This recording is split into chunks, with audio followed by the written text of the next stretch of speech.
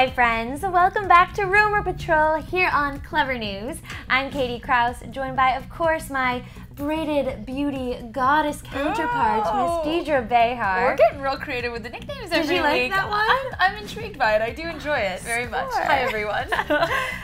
This week, a lot of rumors, some kind of crazy ones. Yes. Our first one has to do with Mr. Justin Bieber. I mean, what's going on? It's a lot to keep up with, you guys. I'm not gonna lie. It's kind of exhausting keeping track of all these details, but I will do my best to inform you and you guys can make your own decisions. So basically, there's this rumor out there, kind of generally, that he cheated on Selena Gomez.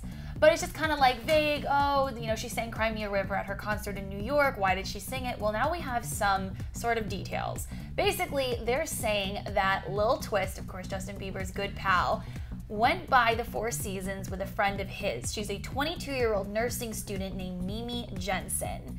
And they picked up Justin at the Four Seasons. They hightailed it out to Calabasas, where Justin has this big, beautiful home. Apparently, they enjoyed some romantic, mellow time there. Not really sure what happened there. But then, weirdly or oddly enough, they went back to the Four Seasons, where apparently this insane hookup session between Justin and Mimi took place. And stars claiming that they also were partaking in some drug illegal activity. Yes, there was some drug use. But I think more of the focus was on the cheating, romantic aspect.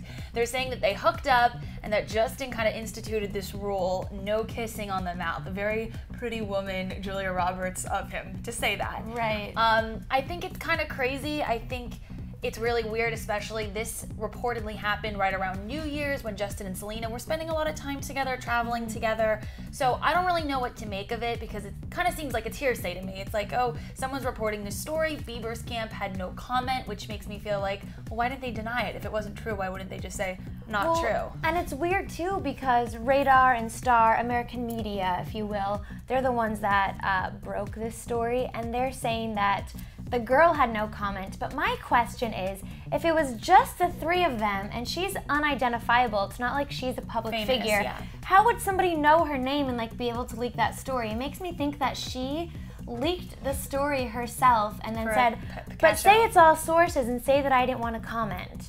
Like, that's what it sounds like. Does that make sense? Yeah, that she just wanted a little cha-ching payday. Or she wanted her name in the press, or she wanted, you know, her feelings were hurt, obviously, because after the alleged hookup, she sort of was like kicked out of the house, or she left, or it was a little bit awkward. She realized that she was just the cheating girl, like just the girl that she went to the press like, I hooked up with Bieber, but don't say it was me that's telling you this. I mean, the whole thing is just very, very bizarre, and it's weird because it comes right before some other weird Bieber news this week that TMZ reported.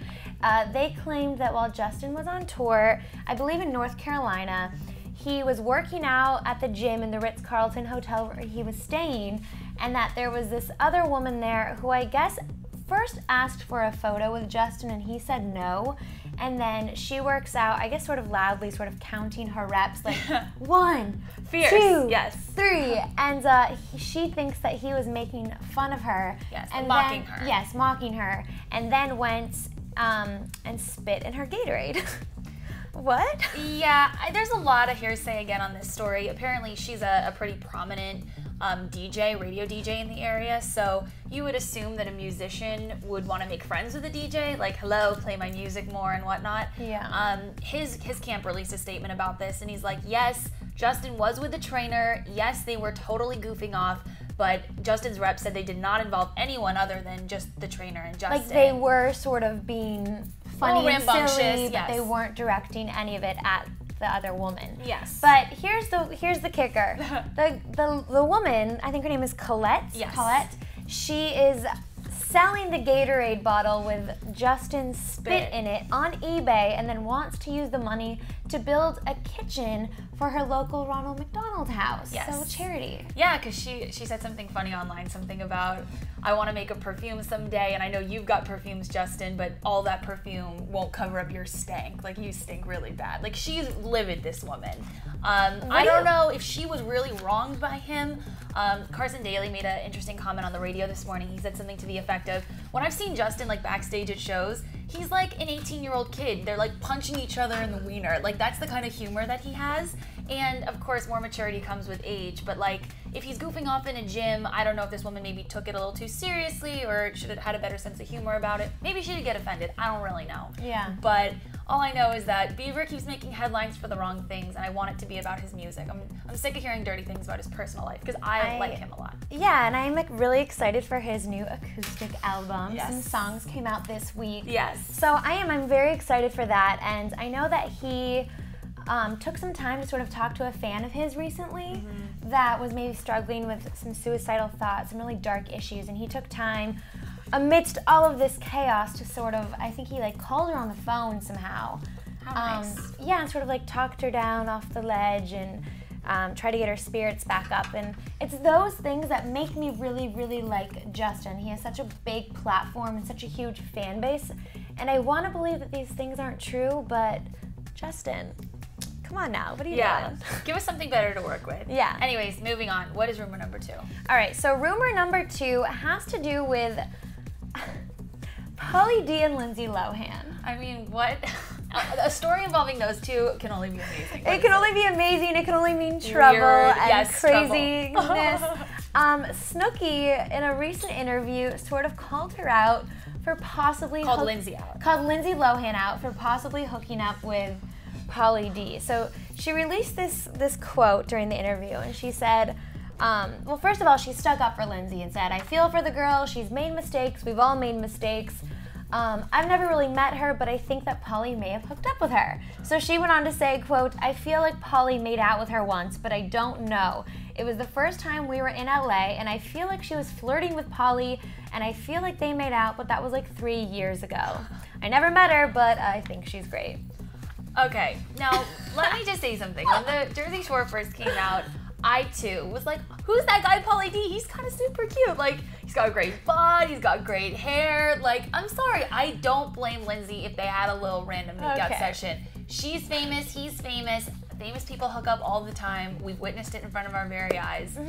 I mean, I'm sorry that nothing actually worked out or became of it. A little relationship, maybe a date or two. Yeah. Just a fun makeout, who cares? Who knows if this is true or not true. I just think it's really funny that Snooki's talking about it.